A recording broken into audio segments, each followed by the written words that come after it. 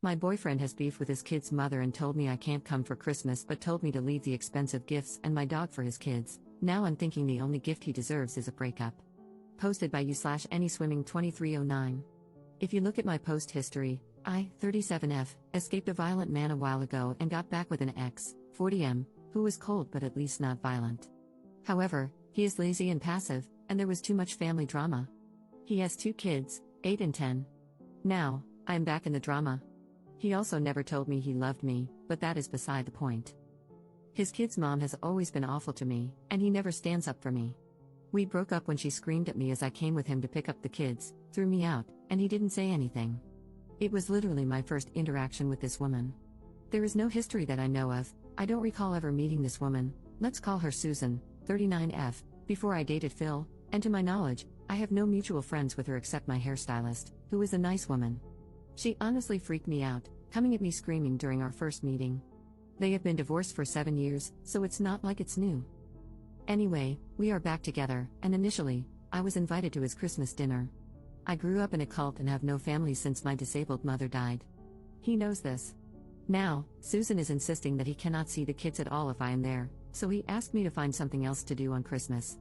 While we only recently got back together, we were together for a year before that, but again, no I love you, and I felt more like a friend to him. Sometimes, I wondered if he's gay and I was his beard.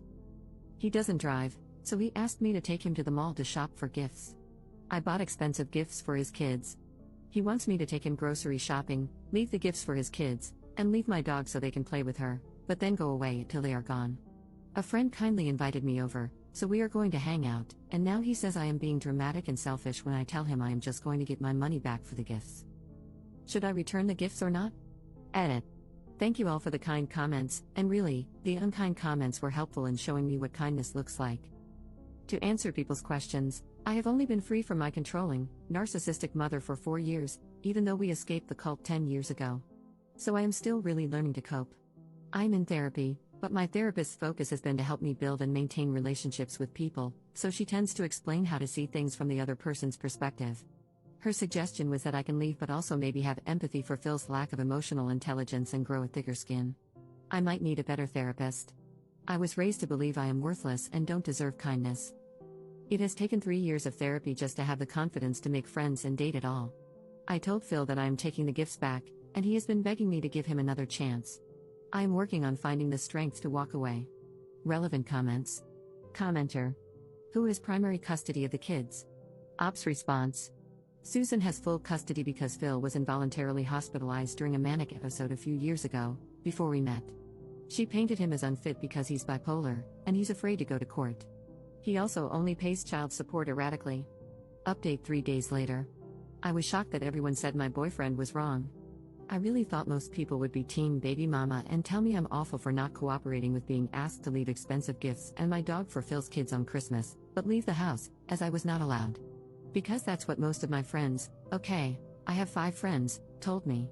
They said relationships require work and compromise, and that Susan and the kids must always come first.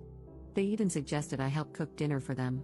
Most of my friends are actually my late mom's friends, women over 60. I started therapy when I was cripplingly shy, and to defend my therapist, it's only thanks to her that I stopped sitting alone in my house, totally isolated, and learned to connect with other people. While I appreciate the suggestion to be alone for a while, I have been super isolated most of my life, and dating again was actually huge progress for me that we worked on for months. I told my therapist that Phil crossed a line and that I don't want to save my relationship with him or my friends, I want to improve my self-esteem.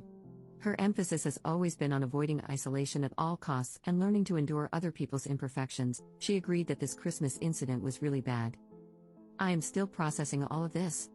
I am surrounded by people who encourage me to be a doormat, and I am still shocked by what others thought. I really believe that Phil and Susan were right, and 48 hours is not enough time to process that maybe my whole worldview is totally messed up. I went to my friend Mary's house and realized that she's maybe my only real friend. She didn't judge me, told me Phil is nuts, and we had a great time with her family. I left my dog with a neighbor since her oldest is nonverbal and can be unsafe with animals. I sent Phil a Venmo request for the money I spent on gas and gifts, and he paid it. Phil threw Susan out at 2 p.m. and begged me to come home. I got my dog back from the neighbor, took out the cheapest gifts, and he made his kids thank me and play with the presents, which felt very awkward as he tried to beg them to engage with me while they were on their phones. We hung out with his kids for an hour. Susan came back and refused to get out of her car. Now Phil is telling me he loves me, wants to marry me, etc. I don't know what to do. I have been reading nonstop about narcissistic abuse these past few days. I am realizing that Phil is just like my mom, and that this is maybe what she did, hoovering. But again, I am fighting to stop being totally isolated, which I was for years after leaving the cult. I had no friends, never dated. It's laughable how many people accused me of desperately needing a man. Phil is my first boyfriend, and we met when I was a 31-year-old virgin with no friends. So yes, being alone is grand, but I have been alone all my life and fought hard to stop wanting to be alone. Learning to talk to people outside of work topics, developing social skills, etc., has been a huge battle. I am not autistic, but I come across that way because after age 7, I was the only kid left in our cult/commune, and I have no social skills and prefer to be alone to an unhealthy degree. I don't know what to do. Maybe Phil grew a spine. Maybe it's hoovering. I'm standing up to him, though, and looking for new friends and spending more time with Mary, who said I am always welcome at her house. Second update 1 month later. If you recall, my boyfriend threw me out on Christmas because his baby mama wouldn't let him see his kids unless he uninvited me. He expected me to leave behind the expensive gifts I bought for his kids, take him grocery shopping, he can't drive for medical reasons, and leave my dog with them to play with. I had a history of social isolation and abuse and only have one friend my age, so I had no one to tell me how bad this was and no other social outlets. Phil arranged a small Christmas gift opening for me, him, and his kids. He finally told me he loved me and wanted to marry me.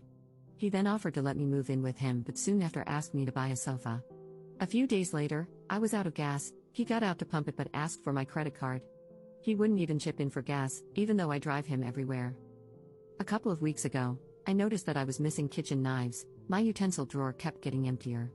I have a cleaning lady and figured maybe she put them someplace weird because she spaces out sometimes. She's sweet but more ADHD than I am, which is saying a lot. They were in Phil's utensil drawer. He had been stealing utensils from me.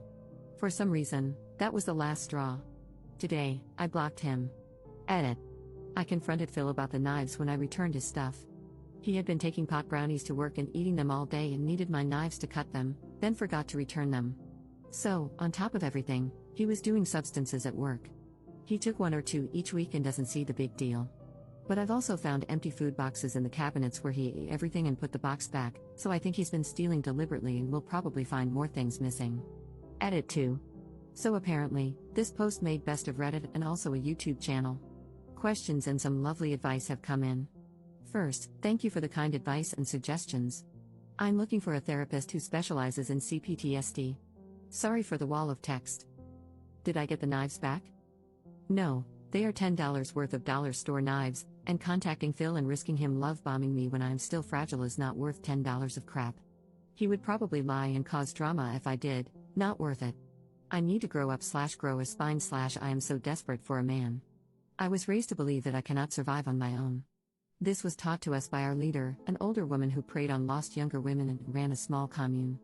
My mom told all her friends that I wouldn't make it on my own and that they needed to watch out for me. Every day, all my life, I was taught that I literally cannot safely exist independently. This is hard to deprogram when the same people are still in my life. Phil was one of the first people to befriend me and teach me life skills. He's not just any man to me but the person who taught me how public transportation works, how to drive, how services like trash pickup work, introduced me to pop culture, and didn't mock me. Therapist competence. One comment on r/best of Redditor updates opened my eyes. My therapist, whom I see twice a month because that is all my insurance covers, has no idea how broken my frame of reference is. I didn't, until Reddit pointed it out. She mostly treats people with BPD and tells me I'm catastrophizing and blowing things out of proportion when I complain that my boyfriend is cold or that a friend criticized my party in front of other people. But when I tell her, word for word, blow by blow, what someone actually did that I labeled as rude or cold, she often responds, that is totally unacceptable. I don't think I have explained to her clearly how bad these people have acted because I didn't realize how bad it was. I thought these were normal problems, so that's how I framed them to her, causing her to think I'm a whiny baby. How broken my frame of reference is. To those harshly judging, I had no exposure to mainstream media and had never been to a movie theater, on the subway, or on a plane until I was 30. People rejected me because I was weird and asked weird questions. So I became very dependent on the few people who first befriended me when I entered the normal world. I really want to thank the people who helped me understand how bad this all is. I don't know exactly where to go from here, but I joined a crochet group, and I'm getting a second dog.